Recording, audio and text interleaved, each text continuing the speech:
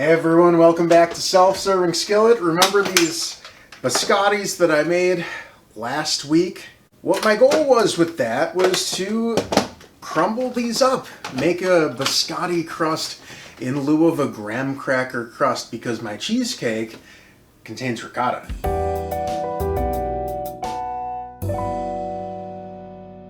This is 4 ounces of butter, or about 112 grams. I'm gonna pour this into my crushed biscotti, food process it again, and I'm gonna press this crust, which that's all this is, into my mold.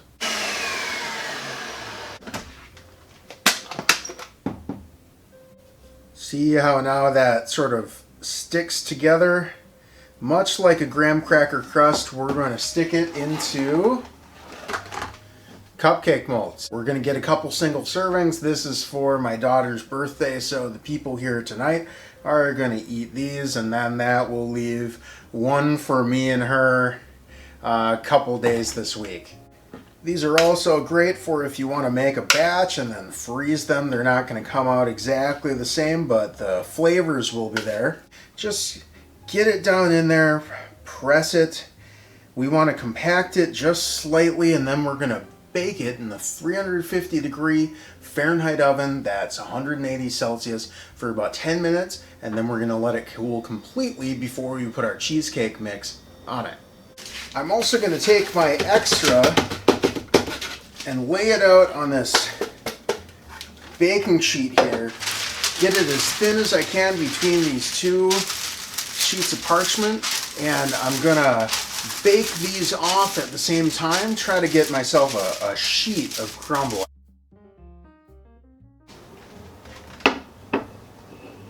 Alright, I'm just gonna set those aside to cool completely until our cheesecake mix is done. For the cheesecake, we want 12 ounces of ricotta cheese.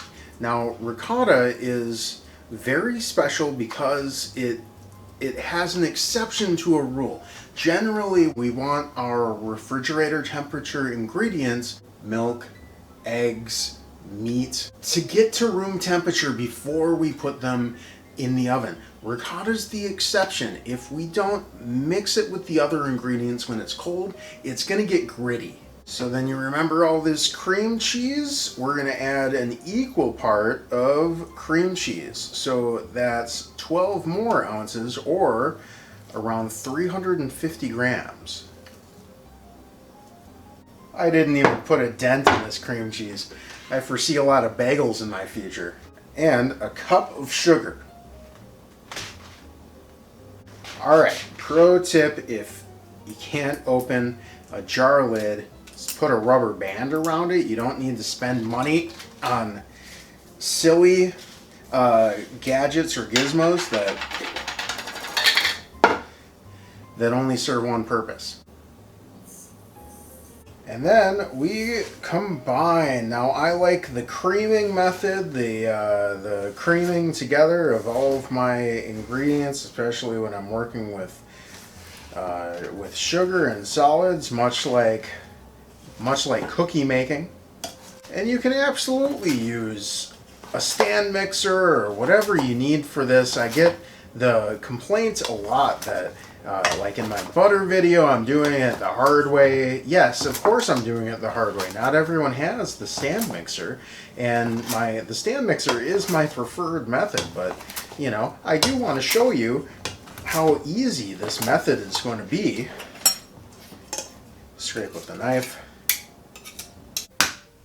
Next step is to beat in 3 eggs, one at a time, and I like a wooden spoon for this. I'll put these a place where they're not going to roll away.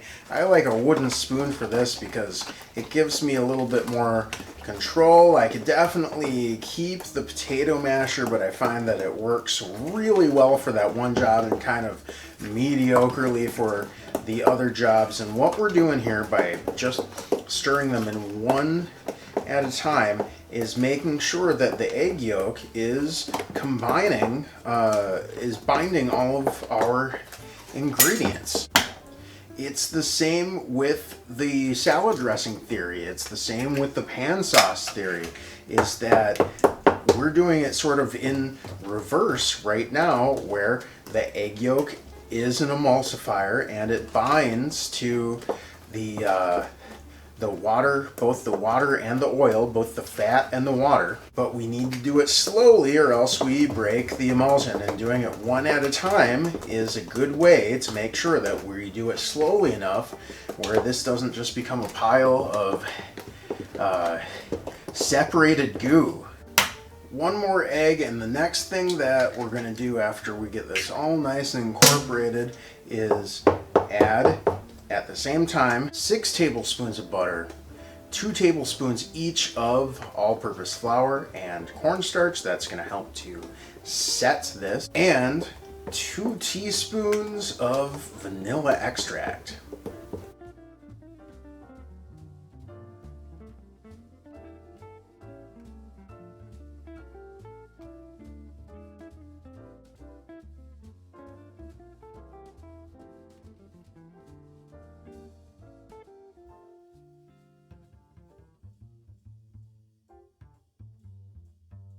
And now after all of that is mixed, I'm going to add 2 tablespoons or 1/8 of a cup of lemon juice into a cup and a half, about 330 grams of sour cream. And I do this both to loosen the sour cream and because at this point with the flour in there, we don't want to create too much gluten. We just want to thicken the mixture. So we need to fold this part in.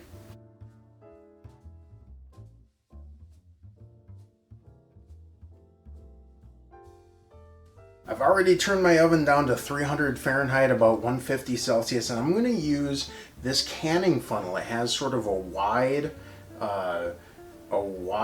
outshoot here to stick down in my cupcake mold, and I will get those, put those cupcakes to size, make sure they don't spill over the side there.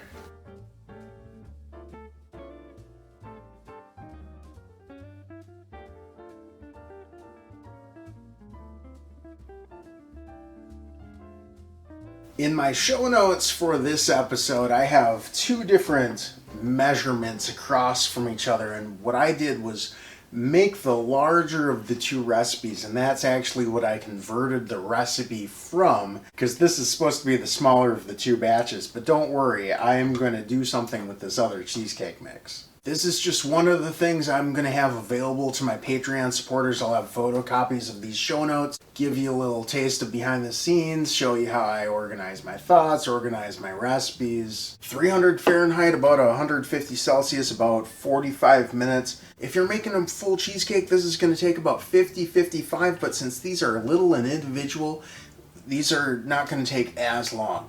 Also, once I get it into the oven, I have this kettle of boiling water. I'm going to pour this down into this baking pan, surround these cupcakes with boiling water. This is going to be the water bath that it needs, not to crack, not to get a nice uniform cheesecake.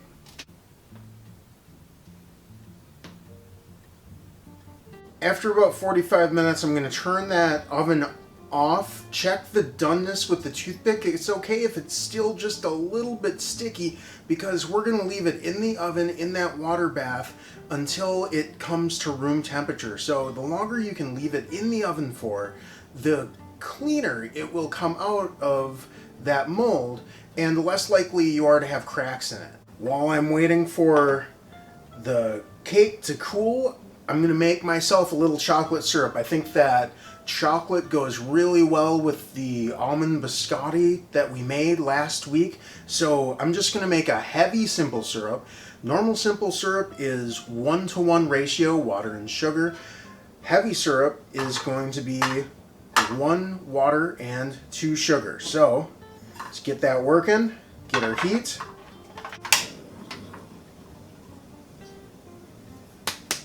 And I only want a little bit, so I have 1 ounce of water, 2 ounces of sugar, and then I'm going with 1 ounce of baking chocolate. Once that simple syrup has come together, the water and the sugar is just one unit instead of the 2 separate things. I'm going to get my chocolate in and make this chocolate sauce. And once that chocolate is all dissolved, I'm going to pull it off. This oven went off about 4 hours ago, just enough time to get a haircut. And my idea for this crumble is that I wanted to re-crumble it and make a nice landing pad for our cheesecakes here. Maybe actually I wanted to sprinkle them on like that so I can put the pan directly over. Let's maybe get rid of the water.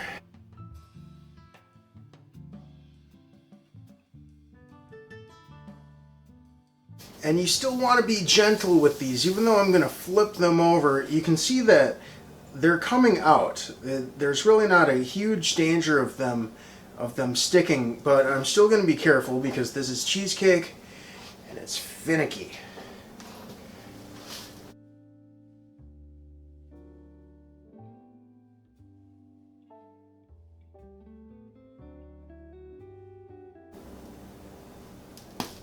Oh no.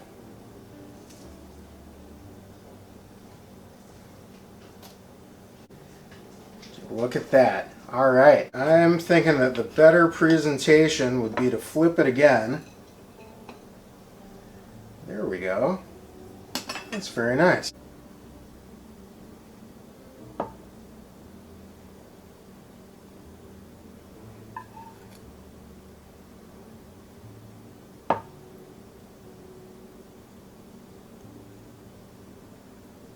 We have our mini cheesecake bites from our homemade cream cheese, our almond biscotti crust from our homemade almond biscotti, a little bit of chocolate syrup over the top. Let's try this.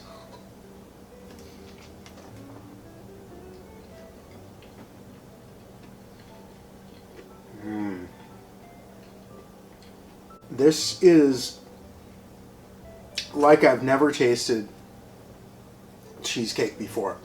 The ingredients are just all so fresh in here, and it's just so incredibly mouth-filling, not amazingly sweet. Chocolate sauce complements the almonds very nicely. The almond biscotti complements the ricotta cheese very nicely. All built around some cream cheese. If you missed me making that almond biscotti, I'm going to put that right up here. You should watch that one next. Or if you're into desserts, I'm in this gooey chocolate cake that was really outstanding.